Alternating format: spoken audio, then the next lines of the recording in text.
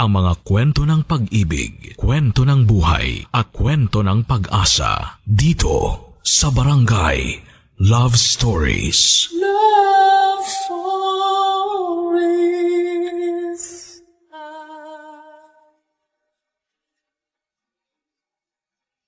Ang paninindigan ay hindi para sa mga baluktot na gawain.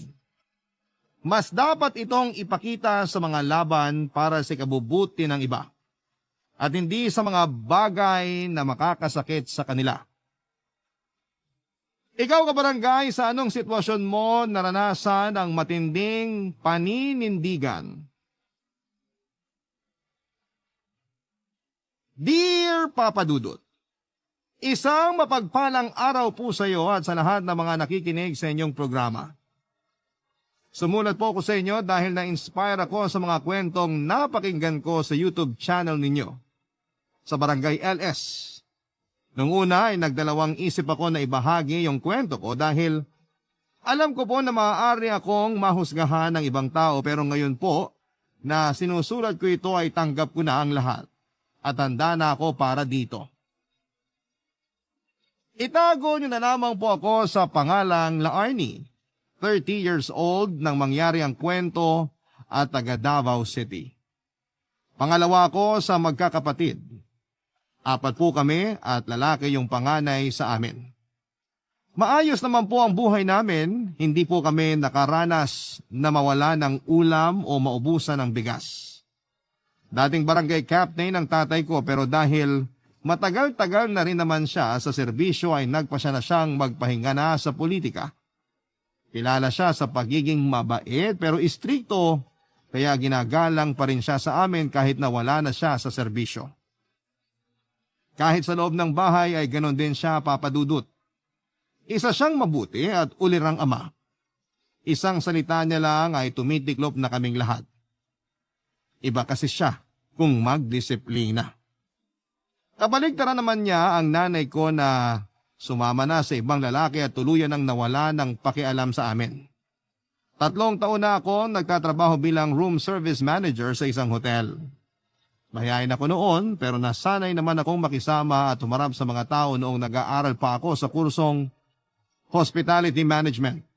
Masasabi ko rin po na maswerte ako dahil hindi ako katulad ng ibang anak na obligadong suportahan ang pamilya. Yung main reason kung bakit ako nagtrabaho ay para hindi na ako umasa pa kay Papa. Hindi na namin siya kailangan bigyan ng pera dahil malaki ang kinikita niya sa sarili niyang grocery store sa palengke. Bukod pa roon ay meron siyang 2 bakery. Noong mag-25 na ako ay pinayagan na ako ni Papa na bumukod na. Sa tulong ni Papa at ng panganay kong kapatid na isang dermatologist, ay nagkaroon ako ng sarili kong condo unit. Sa madaling salita ay maayos naman ang buhay ko. Maliban lang sa love life. Papa Dudut, marami na po akong naging boyfriend pero ni isa po sa kanila ay walang tumagal.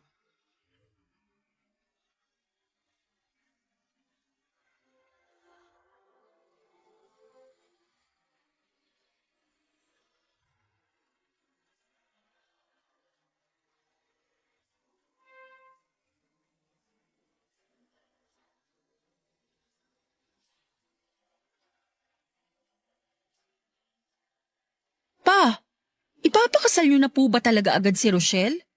Parang masyado pa siyang bata para mag-asawa. Paano naging bata 28 na yung kapatid mo? Basta pa, bata pa siya para sa akin. Hayaan mo na si Rochelle. Maayos naman yung pakakasalan niya. Kilala ko ang nanay at tatay noon kaya hindi ako tutol sa relasyon nila. Ikaw ba? Kailan ka pa magpapakasal? Yung boyfriend mo ngayon, ilang taon na kayo noon? Taon? Pa naman? Nagpapatawa ka po? Ano namang nakakatawa ron? Kasi pa, wala pa po akong naging boyfriend na tumagal ng taon. Ano? Anong klaseng relasyon ba pinapasok mo? Baka naman mamaya tawag lang ng laman yan kaya sinasagot mo yung mga nanliligaw sa'yo. Grabe ka sa akin pa. Hindi ko lang talaga nakikita sa kanila yung katangian ng lalaki na gusto kong pakasalan. Yung mga nagiging boyfriend ko naman kasi, magaling lang sa simula, tapos pag tumagal-tagal na, nagiging immature na. Nakakairita yung sobra. Kasalanan mo yan. Sinagot mo Kung kinilala mo muna sana na mabuti, di matagal ka nang nakakita ng matino. Paano po kung magpabuntis na lang ako? Yan ang huwag mong gagawin. Pinalaki ko kayo ng maayos, kaya ayoko magkaroon ng anak na disgrasyada. Pa, nagbibiro lang po ako. Ikaw naman no, galit ka kaagad eh. Biro man o hindi yun nakakatuwa, Larnie. Kaya ngayon pa lang sinasabi ko na sa'yo, umayos ka. Ayoko mabalitaan na nabuntis ka na lang ng kung sino, tapos hindi ka pinanagutan. Hindi po mangyayari yan pa. Maingat po ako. Saka may contraceptive ako. Nagpa-depot shot po ako kaya hindi ako mabubuntis. Hindi porke hindi ka mabubuntis pwede ka nang gumawa ng kalokohan. Babae ka pa rin. Alam mo kung ano yung dapat at hindi dapat. Ayoko nang kahihiyan. Tandaan mo yan. Pa! Ang aga pa oh! Ang init agad ng ulo mo. O Rochelle, ikaw pala. Kala ko nakaalis ka na. Isasama ka nga pala niya sa lakad niya ngayon. Po? Bakit naman po ako sasama? Huwag niyo sabihin na magiging yaya ako ni Rochelle sa pupuntahan niya ah. Ate, magsisimba lang ako, okay? Hindi mo nga kailangan sumama eh. Ba't kasi di mo sinabi agad na isasama mo pala akong magsimba ngayon? Huwag na kayo magtalo dyan. Kumilos na kayo nang hindi kayo mahuli sa misa. Opo. O siya, maiwan ko muna kayo at may importanteng lakad pa ako. Sa susunod ko na lang kayo sasamahan magsimba. Okay pa. Ingat po kayo. Ingat pa! Uy, seryoso? Isasama mo talaga ako magsimba?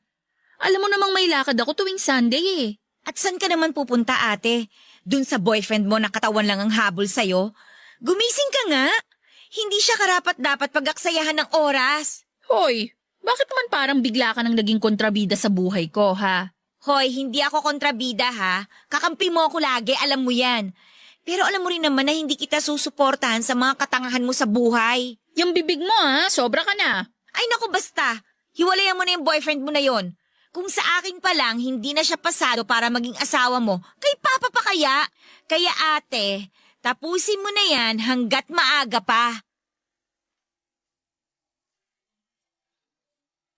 Papa Dudut, totoo nga na pareho sina Papa at Rochelle na hindi gusto ang boyfriend ko ng time na yon.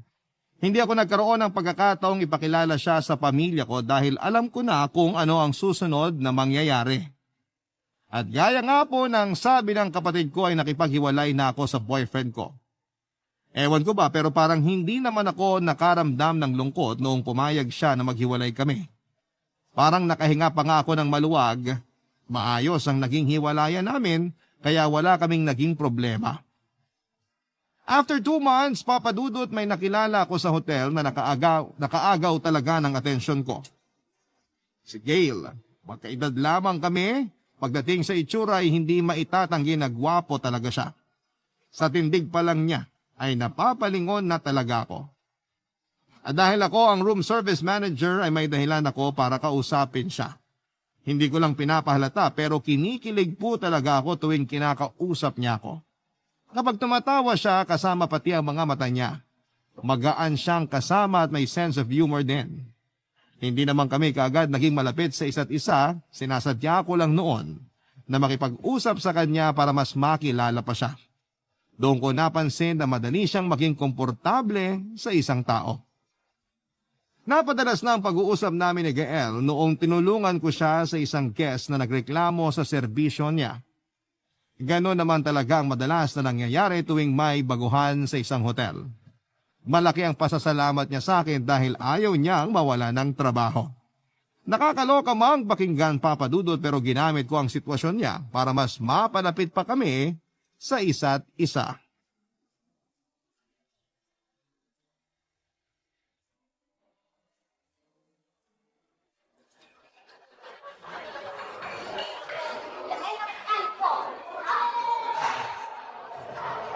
Uy, ikaw nag-invite sa akin dito sa fast food kaya libre mo to ha? Walang problema, ma'am. Sagot ko na to. Biro lang? Ito naman, napakaseryoso mo. Naku, ma'am. Di po to biro para sa akin. Hayaan niyo na po ako na gawin to para makabawi naman ako kahit sa simpleng paraan lang. Sus, makapagsalita ka naman parang napakalaki ng utang na loob mo sa akin. Malaki naman po talaga, ma'am. Kung di po dahil sa'yo, baka nawala na ako ng trabaho. Naku, ayos lang yun. Maliit na bagay. Tsaka yun yung first time na tumulong ako sa kagaya mo, no? Kaya hayaan mo na yun, okay? Iyon po kung papayag kang sagot ko na lang tong pagkain natin. Sige na nga. Baka hindi ka pa makatulog niyan eh. Saka wag mo na rin akong tawagin ng ma'am kapag wala tayo sa trabaho. Gusto ko maging komportable ka sa akin. Kausapin mo ako na parang kaibigan mo lang. Parang nakakaiya naman po yun. Isa pa yung po na yan. Feeling ko tuloy ang tanda-tanda ko na same age lang naman tayo. Sige na nga, hindi na ako magpo-pause sa'yo. Yan, ganyan dapat. Nga pala, hindi ka nagkukwento tungkol sa pamilya mo ah. Sa kanila ka ba nakatira? Hindi. 5 years ago na nung bumukod ako sa kanila. So mag-isa ka na lang ngayon? Actually, may anak na ako. Ha? Totoo yun. May live-in partner na ako tsaka may anak na rin. Sila yung dahilan kung bakit nakabukod na ako sa mga magulang ko. Ah, okay. Akala ko kasi binata ka pa. May sarili ka na palang pamilya. Hindi mo naman kasi nabanggit eh. Hindi ko lang po talaga ipinagsasabi yun. Bakit? Kinakahiya mo ba yung partner mo? Ha? Hindi sa ganun. Ano lang kasi, hindi ko naman talaga siya mahal. Nabuntis ko siya kaya pinananagutan ko yung bata. Talaga? Paano yun? Magkasama kayo sa bahay. Medyo mahirap nga yung sitwasyon namin kasi kailangan naming ipakita sa bata na okay kami. Ilang taon na ba yung anak mo? 4 years old. Ah, malaki na rin pala. Oo, minsan nga gusto ko naman ligaw ng ibang babae. Pero sino namang maniniwala sa akin, di ba? Ako, naniniwala ako sa mga sinabi mo. Ay, sa totoo lang, nakaka-impress ka nga eh. Kasi pwede mo namang takasan na lang yung responsibilidad mo bilang ama ng bata. Pero hindi mo ginawa. Ibig sabihin, mabuti ka pa ring tao. Deserve mo ng girlfriend na magpapasaya sa'yo. Yun na nga yung problema eh. Walang nagkakamali sa akin. Sus, akala mo lang yun. Malay mo, one of these days, magkaroon ka na. Basta, wag mo lang pangunahan ang pagiging nega mo. Ikaw, pwede ba kitang tanungin tungkol sa personal mong buhay? Oo naman. Nagkwento ka ng bagay na hindi mo pinapaalam sa iba, pero sinabi mo sa akin. Kaya para fair, sasagutin ko rin yung mga itatanong mo. Sige. May boyfriend ka ba ngayon? Wala na. Wala na, so kagagaling mo lang sa breakup? Ganun na nga. Kamusta ka ngayong kaka-break nyo lang? Okay ka lang ba? Bakit naman hindi? Pareho naman namin ginusto na maghiwalay na. Wala eh. Hindi talaga nag-work yung relationship na meron kami. Malungkot din pala love life mo. So paano yan? Nakikipag-date ka na ba ulit? Hindi pa. Di ko type yung mga pumoporma sa akin eh. Saka yung iba naman kasi, pamilyado na. Ayoko naman maging kabit, no? Paano naman kung kagaya sa sitwasyon ko? Yung hindi naman kasal? Kasal man o hindi, basta nakipagrelasyon ka sa may kinakasama at anak na, kabit pa rin yung tingin sa'yo ng ibang tao. Papadudot napansin ko ang pananahimik ni Gael matapos kong sabihin yon. Hindi ko alam kung na-offend ko ba siya dahil iniba na lamang niya ang usapan. Aminado ako na pumalpak ako sa part na akala ko ay binata pa siya. Kahit na hindi niya sabihin ay alam ko na alam niya na disappointed ako sa mga nalaman ko. Ganon din naman siya noong sinabi kong hindi ako papatol sa lalaking may kinakasama at anak na. Pagdating sa trabaho ay professional naman kaming dalawa, papadudot. Hindi kami nag-uusap pero kapag out na namin ay madalas kaming nagkakayayaang kumain o di kaya naman ay uminom. Doon lumalabas ang natural na kakulitan niya. Masaya siyang kasama, papadudot. Hindi ako nabobore kapag siya ang kausap at kasama ko pero kahit madalas kaming nagkakasama ay hindi namin binigyan ng kakaibang meaning yon. Para sa amin kasi ay magkaibigan lamang kaming dalawa. May mga pagkakataon na nagkikwento si Gael tungkol sa kinakasama niya, papadudot. Alam daw niya na nakikipagkita na rin naman ito sa ibang lalaki na kasama pa ang anak nila, kaya siguro naman daw ay may karapatan din siyang makipag-date sa ibang babae. Friendly date lang naman yung ginagawa namin.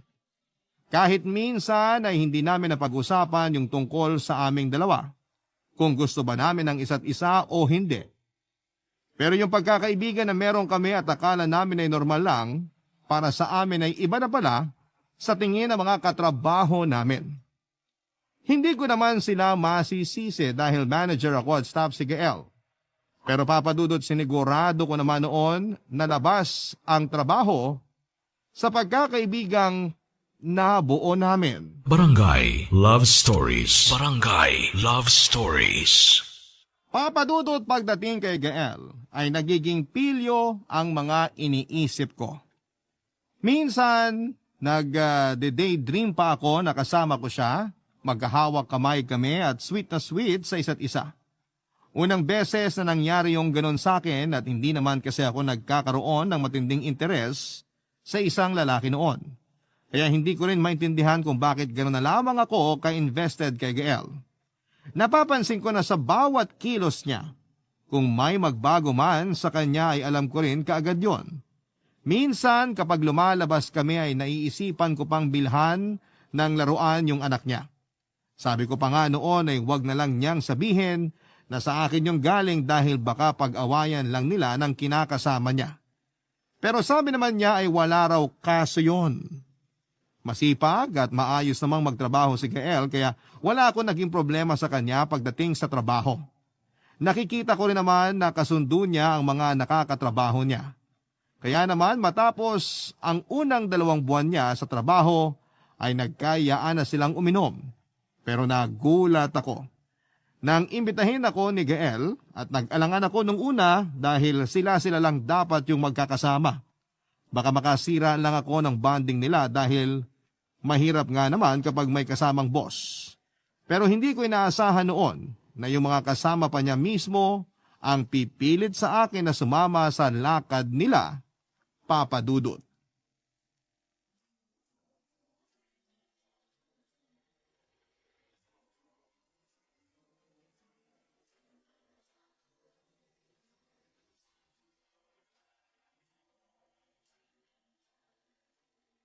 Nakauwi na yung mga kasama natin. Ikaw, hindi ka pa ba uuwi? Mamaya na ako. Medyo nahihilo pa eh. Kung gusto mo, ihahatid na kita. Ha? Naku, wag na. Eh nako, baka nahihiya ka na naman sa akin ha. Huwag ka nang tumanggi. Idadaan na kita sa inyo bago ako umuwi. Medyo nakainom ka na rin kasi. At saka mahihirapan ka pang mag-commute. Ayos lang yun. Lalaki naman ako eh. Kahit na no, baka mamaya makatsyempo ka ng masamang loob, masaktan ka pa. Bakit parang sobra ka naman yata mag-alala sa akin, ma'am? Masama bang mag-alala bilang kaibigan mo? Hindi naman. Medyo kinikilig lang ako. Sira, bakit ka naman kikiligin? Para yun lang eh. Para sa'yo, simple lang yun. Pero iba kasi yung dating sa akin. Paanong iba? Hoy, hindi ko nasasagutin yan. Masyado nang nakakahiya. Ha? Bakit ka naman nahihiya? Ano ba yun? Sa pinapakita mo kasi ngayon, parang gusto mo na ako eh. Ano? Seryoso? Uy, wag mong bigyan ng meaning yung ginagawa ko ha. Ganito lang talaga ako sa mga kaibigan ko, promise. Sabi ko na eh, mapapahiya lang ako rito. Uy, sorry ha. Okay lang. Baka kasi nakakalimutan ko na rin na boss kita at staff lang ako. Hoy, ang OA mo. Walang kinalaman dito yung posisyon natin sa trabaho ah. Biro lang yun. Baka sakaling lumusot. Kung hindi ka pa uuwi, edi kwentuhan na lang muna tayo. Basta ihahatid kita, hindi ka na pwedeng tumanggi. Sige na nga, mapilit ka eh. Alam mo, pag ako yung nagkakotse, ihahatid kita kahit di ka pa pauwi. Hayaan mo, mangyayari din yan. Tignan mo nga ako oh. Hindi ko akalain na makakabili ako ng sarili kong sasakyan. Kayang-kaya mo naman bumili. May kaya naman pamilya mo. Kahit nga sila na mismo yung bumili para sa'yo eh. Saka tingnan mo, may sarili ka pang kondo. Di ka pwede mag-boyfriend ng mahirap. Yan yung problema ko dati pa. Yung ibang lalaki na nagugustuhan ko, sila naman yung ayaw sa akin. Alam mo kung bakit? Kasi nanliliit sila kapag kasama ko. Pero alam mo, hindi naman pabonggahan ng isang relasyon eh. Kung ano lang ang kayang ibigay ng isa, okay na yun. Basta bukal sa kalooban niya. Ganun talaga. Nakakapanliit para sa amin na mas maayos pa yung buhay ng babaeng nagugustuhan namin. Dapat ba mas mahirap kaming mga babae para hindi kayo manliit? Unfair naman nun. Ha? Hindi. Hindi yun ang ibig kong sabihin. Ang sa akin lang, saka na lang kami papasok sa isang relasyon kapag alam na naming stable na kami. Ang stability, hindi lang sa financial yun. Alam ko, pero kailangan ko munang unahin yung problema ko sa pera. Hindi naman ako yung hirap na hirap kasi dalawa naman kami naghahati sa mga gastusin. Pero syempre, ako yung lalaki, kaya dapat ako yung provider. May tanong ako. Paano kung makikipag-date pa lang? As in, kikilalanin nyo pa lang ang isa't isa. Dapat ba talaga sagot ng lalaki yung date? Kung kami yung mag-aaya ng date, oo. Tsaka way namin yun para magpa-impress. Kasi paano naman kami magugustuhan ng babaeng gusto namin kung pagbabayarin namin sa first date, di ba? May punto ka naman. Pero alam mo, sa totoo lang, hindi naman kasi dapat palaging lalaki yung sumasagot sa date. Kahit sa first date. Kasi kikilalanin nyo pa lang naman ang isa't isa eh. Hindi ka pa padre de pamilya. Nakakatuwa ka. Buti may mga babae pa na ganyan yung mindset, no? Saya mo siguro maging girlfriend. Papadudot na konsensya ako noong nagsinungaling ako kay Gael. Hindi naman totoo na friendly lang talaga ako. Yung pag-aalala ko sa kanya at lahat ng extra efforts ko ay hindi na yon dahil kaibigan ko lamang siya. Kasi ang totoo ay gustong gusto ko na siya. Habang tumatagal ay mas lalong tumitindi yung nararamdaman ko para sa kanya. Nakakahiyaman pero minsan kapag nagde-daydream ako, may wild thoughts na sumasagi, mga bagay na gusto kong gawin na kasama siya yon. Pero tuwing naiisip ko na pamilyado na siya ay bigla akong naduduwag. Bumabalik ako sa katotohanan ng pagkakaibigan lang ang pwede sa aming dalawa. Hanggang sa may isang pangyayari na nagpasiklab sa nararamdaman namin sa isa't isa. Nagkasalubong kami ni Gael sa hallway nung biglang nagkaroon ng power interruption na umabot lang ng mahigit 1 minuto. Pero noong lumiwanag na ay nakayakap na ako sa kanya. Nakakatuwang isipin dahil gano'n yung mga eksenang napapanood ko sa pelikula. Pero mukhang pareho lang kami ng iniisip ng mga sandaling yon, papadudot. Dahil yung mga sumunod na pangyayari humantong na kami sa isang bakanteng kwarto.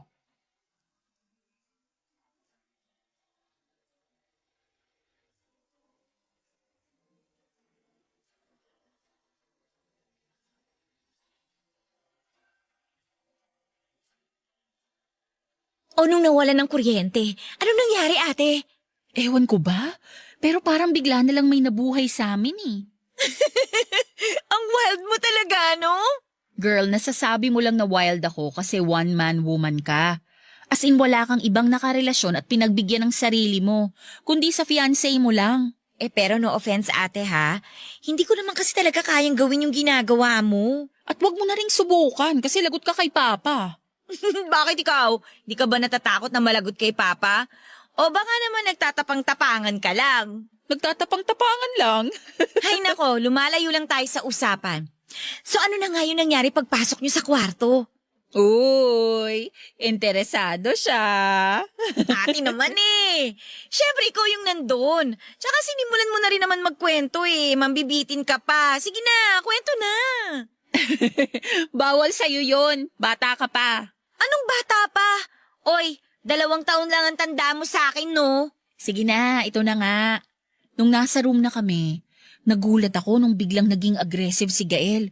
Bigla na lang niya akong hinalikan. At yun na nga, nadala na ako. At habang ginagawa namin yun, bigla na namang nagka-power interruption. Wow ha? Wala bang generator yung hotel nyo? Meron syempre. Pero tinuloy pa rin namin.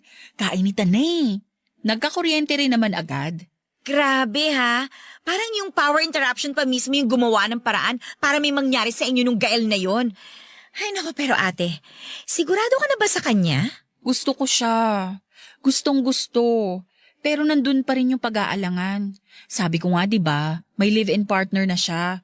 Kahit hindi pa sila kasal, nagsasama pa rin sila sa iisang bubong. At may anak pa. So anong gagawin ko? Ayoko naman maging kabit, no?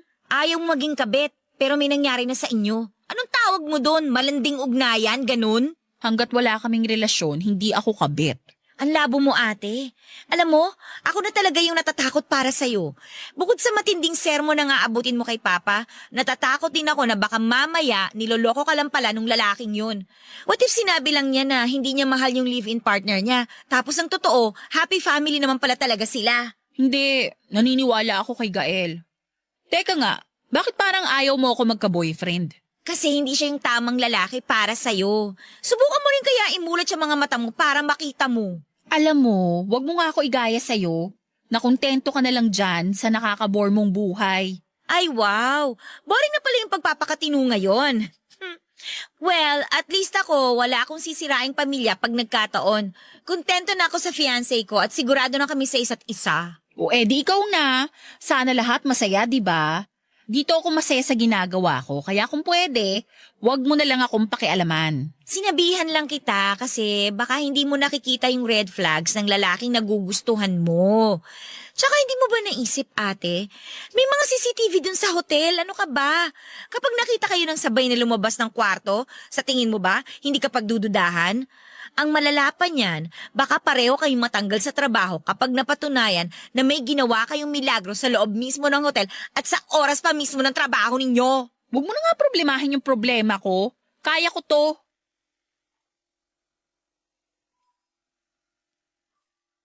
Papa Dudut, hindi ko pinansin ang sinabi ng kapatid kong si Rochelle. Hindi ko inisip na posible nga akong matanggal sa trabaho. Ang mahalaga na lang sa akin noon ay masaya ako sa ginagawa ko. Nagtuloy-tuloy yung namamagitan sa amin ni Gael pagkatapos noong nangyari. At dahil ilang linggo na rin naman ang nakalipas ay lumakas ang loob ko at inisip ko na wala namang nakakita sa amin sa pagpasok namin sa bakanting room sa hotel. Kaya nakampante na rin ako. Ilang beses din kasi na nawala ng kuryente noon at hindi ko na lang yon masyadong idinitalye sa kapatid kong si Rochelle. Pagkatapos ng trabaho, lumalabas pa rin kami ni Gael at kung noon ay pakain-kain lang sa restaurant. O di kaya ay nagiinuman sa pagkakataong ito ay nag-check-in na kami sa isang motel. Tuwing sweldo naman ay isinasama ako ng mga staff ko sa inuman nila. Hindi naman ako tumatanggi noon dahil gusto ko rin namang makisama sa kanila pero tuwing nabubuksan ang topics tungkol sa love life, palagi akong nalalagay sa hot seat. Sinabi ko na lang na may lalaki nang nagpapasaya sa akin para manahimik na sila. Hindi na sila nag-usisa kung sino yon bilang respeto na rin sa akin. Hanggang isang araw, Papa Dudut. Inulit namin ni Gael yung ginawa namin noong unang beses na gumamit kami ng vacant room para sa kamunduhan naming dalawa. Pero sa pagkakataong ito, Papa Dudut, ay may nakakita na sa amin. Barangay Love Stories. Barangay Love Stories. Papa Dudut, totoo nga na lahat ng pagkakamali ay may katumbas na parusa. Pagkatapos ng araw na yon ay ipinatawag ako ng GM namin. May kumalat kasi na usap-usapan na nakita kami ni Gael na pumasok sa isang room at magkasama ring lumabas matapos ang halos kalahating oras. Pero sa halip na mahiya ay naggalit pa ako noon. Ipinagpilitan ko na magkaibigan lamang kami ni Gael at walang namamagitan sa amin. Gumawa ako ng dahilan kung bakit kami pumasok ni Gael sa room pero noong i-review ang CCTV, hindi tumugma roon ang mga sinabi ko. Kitang-kita kasi yung paghaharutan namin dalawa habang nasa hallway bago kami pumasok sa room. Mabigat man sa kalooban ko pero bago pa lumabas ang desisyon, tungkol sa pananatili ko sa trabaho ay inunahan ko na yon ng pag-resign. Sobrang sama ng loob ko sa mga nangyari. Gusto ko lang namang maging masaya, ang pagkakamali ko lang ay dinala ko sa workplace ko yung kalandian namin ni Gael. Natanggal siya sa trabaho gaya ng inaasahan ko, kaya naman hindi ko alam kung paano ko siya haharapin noon. Papa Dudut, inilihim ko sa tatay ko ang mga nangyari pero kahit na anong gawin kong pagtatago, ay nalaman pa rin niya yon, Papa Dudut.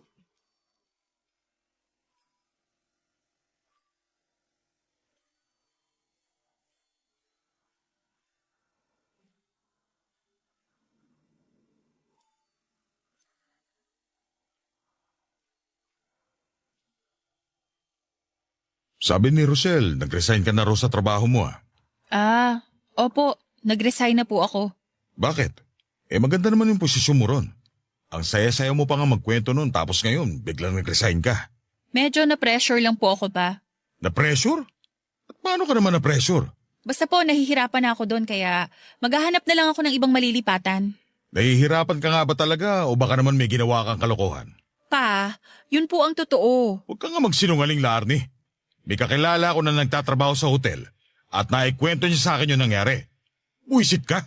Binigyan na nga kita ng pagkakataon para magsabi ng totoo. Pero hindi mo pa rin ginawa. Ipinilit mo pa rin yung kasinungalingan mo. Kasi alam ko po, nahuhusgahan niyo ako agad. Bakit hindi? Gawain ba naman tinong babae yung ginawa mo? Makapagsalita naman po kayo, parang wala kayong nagawang kalokohan nung bata pa kayo ah. At talagang gagamitin mo pa yan sa akin? Kung may nagawa man akong kalokohan noon, hindi yun kasi baboy ng ginawa mo. Kababae mong tao tapos papasok ka sa bakanting kwarto na may kasamang lalaki? Isang pagkakamali lang naman yun pa. Pero kung husgahan niyo ko, parang nagkamali na ako buong buhay ko ah. Wes, kung ayaw mong hinuhusgahan ka, huwag kang gumawa ng alam mong mali. Alam mo kung ano pang nalaman ko, ha? Yung lalaking kinababaliwan mo, may kinakasama na at may anak pa sila. Hindi ka ba talaga nag-iisip, linti ka? Sino ba nagsabi sa inyo niyan? Si Rochelle? Eh di sige, magkampihan kayong dalawa. Total, pareho naman kayong mapanghusga. Hindi si Rochelle ang nagsabi sa akin. Pinuntahan ko yung lalaki mo. Ano? Bakit yun naman ginawa yun? Kasi gusto ko siyang kausapin. Gusto ko na layuan ka na niya. Hindi ko nga alam kung bakit nagpapakatanga ka sa lalaking yun eh. Ang dami-daming lalaki dyan na mas matino at hindi pa pamilyado. Pero yung may sabit pa yung pinili mo. Hindi ko itinuro sa'yo paninira na ibang pamilya. Gusto ko siya. Pero wala pa kaming relasyon, kaya wala po akong sinisira pa.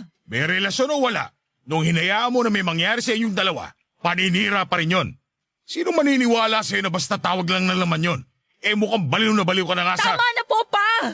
Hindi na nga po kami nag-uusap eh. Tama yan. Dapat lang na hindi na kayo mag-usap o magkita. Kasi hindi magandang tignan. Sorry po. Saka ko tatanggapin yung sorry mo kapag alam kong matino ka na talaga. Pero sa ngayon, magdusa ka sa ginawa mo.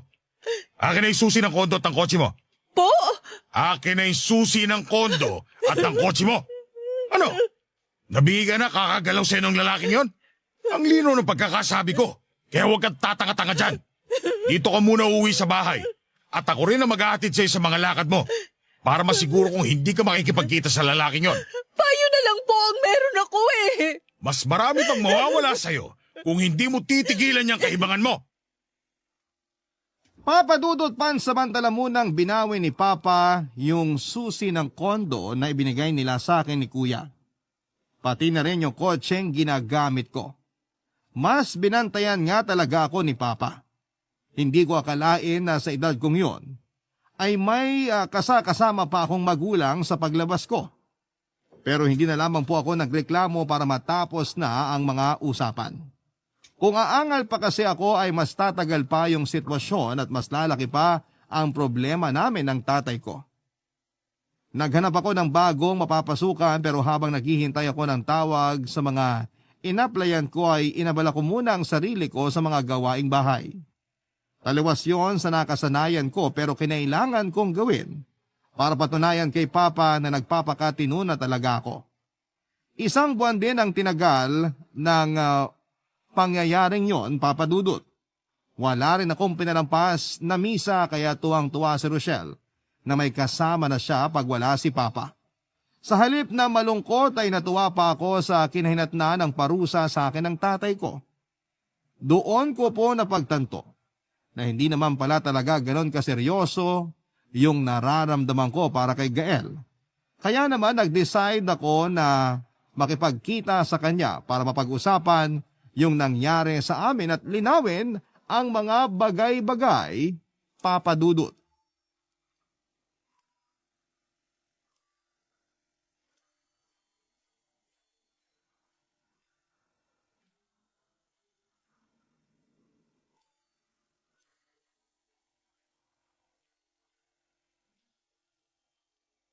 Buti hindi ka nahirapang hanapin tong unit ko. Hindi naman yun kasing hirap ng inaakala mo. Ano pa bang kailangan natin pag-usapan? Pwede namang i-chat mo na lang. Galit ka ba sa akin? Sino namang matutuwa sa ginawa mo? Natanggal na nga tayo sa trabaho tapos iniwan mo pa ako? Ba't naman ganun? Labo mo eh. Nawalan ako ng gana, okay? Yun yung totoo. Kasi hindi ko na rin alam yung gagawin ko nung time na yon. Sana kinausap mo ako. Kung kinausap kita noon, itatakwil ako ng tatay ko. Ganun ka kaduwag? Hindi ako duwag. Pinipili ko lang yung mga dapat kong tayaan. So hindi ako kataya-taya para sa'yo. May anak ka na dapat mong unahin, Gael. Eh ano kung may anak ako? At kasama mo pa rin yung nanay ng anak mo. Hindi mo ba talaga naiintindihan na kahit saan tignan, ako yung magmumukhang masama? Ako yung magmumukhang kontrabida. Kaya ba kinausap ako ng tatay mo? Kinailangan pa talaga na siya yung lumapit sa akin kasi naduduwag ka. Kaya nga nandito ka ngayon, di ba? Kasi gusto ko nang tapusin yung meron tayo. Anong tatapusin? Eh wala ngang tayo. Ayaw mo ang bigyan ng pagkakataon yung pinagsamahan natin tapos ikaw pa yung may lakas ng loob na sabihing tapusin na natin to? Nakakaloko ka naman yata. Ako nga dapat yung unang susuko eh. Hindi kita pinapunta rito para makipagtalo sa'yo. Gusto kong maayos natin yung hindi natin pagkakaunawaan. Paano nga maayos kung ayaw mong panindigan yung nangyari sa atin? Wala dapat relasyon na mabuo. Yung nangyari sa atin, sige, sabihin mo ng pareho nating ginusto yon. Pero hindi naman porke nakuha mo na ako, tayo na. Parang yun kasi yung gusto mong mangyari. Oo, ganun nga yung gusto ko. Pero ayaw mo. Masyado kang nagmamatigas kahit na alam ko naman na gusto mo rin ako. Akala ko rin eh. Anong ibig mong sabihin? Akala ko gusto kita. Pero nung hindi na tayo nag-uusap, mabilis lang nagbago yon. Kaya na-realize ko na hindi pa naman pala talaga ganun kaseryoso yung nararamdaman ko sa'yo. Malandi ka pala eh. Hayop na katwiran yan. Unang-una pa lang, hindi ka na dapat nagpakita ng motibo. Hindi naman ako naglihim sa'yo, di ba? Sinabi ko na may kinakasama na ako at may anak na kami. Naging totoo ako sa'yo, La Arnie. Tapos ikaw, wala lang. Di ka pala seryoso. Ano yun? Nagtikiman lang tayo, ganun? Huwag kang umarte na parang bago pa to sa'yo. Kaya ka nga nagkaanak, di ba? Kasi lumandi ka rin. Mas malala ka pa nga kasi nagkaanak ka eh. Ako, hindi. Eh di ikaw na. Galing mo pala eh. Ganito ba yung klase ng relasyon na gusto mo? Yung lagi tayong nag-aaway? Kaya nga hindi ko na ipinilit yung sa atin eh. Kasi alam ko na hindi rin naman mag-work. Lalo na kung ganyan yung ugali mo. Mas lalong hindi ko tatagalan yung ugali mo. Sana pala hindi na lang tayo nag-usap. Wala rin naman palang patutunguhan to. Sana nga talaga hindi na lang ako pumunta. Sorry. Huwag ka mag-sorry kung hindi naman bukal sa kalooban mo. Sorry na nga. Pasensya na sa mga nasabi ko. Gusto ko lang talagang linawin na walang pag-asa na maging tayo. Nagkasala na tayo ng maraming beses. Kaya wag na nating dagdagan pa yon. Papadudot mahaba pa yung naging usapan namin ni Gael bago kami tuluyang nagkasundo. Napagkasundoan namin na hindi na namin ipipilit pa kung anuman ang namagitan sa aming dalawa. Kahit saan kasi tingnan ay mali talaga yon. Natuwa naman si Papa nang malaman niya yung ginawa ko. Sinuportahan niya ako sa desisyon ko. Laking pasasalamat ko naman dahil sa kabila ng edad ko ay hindi pa rin ako pinabayaan ng tatay ko. Medyo nahirapan kasi ako na makahanap ng trabaho kaya ginamit na niya ang koneksyon niya sa mga kakilala niya.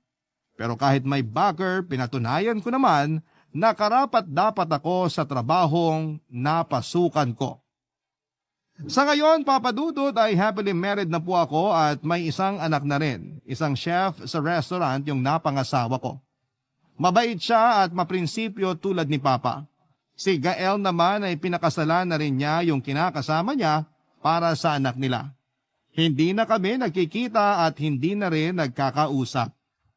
Sa katunayan ay nauna pa siyang kinasal kesa sa akin. Nabalitaan ko na lang yon sa dati naming katrabaho sa hotel na kasama namin ni Gael ngayon sa bagong workplace niya. Pero bukod doon ay wala kaming naging kahit na anong connection pa. Hanggang dito na lamang po, Papadudot, ang aking kwento at maraming salamat po sa mga bumubuo ng Barangay LS. Pagpalain na po kayo. Ang inyong forever kapuso at kabarangay, La Arnie. Nagustuhan ng iyong napakinggan? Ituloy yan via live stream sa www.gmanetwork.com/radio. Barangay LS 97.1 forever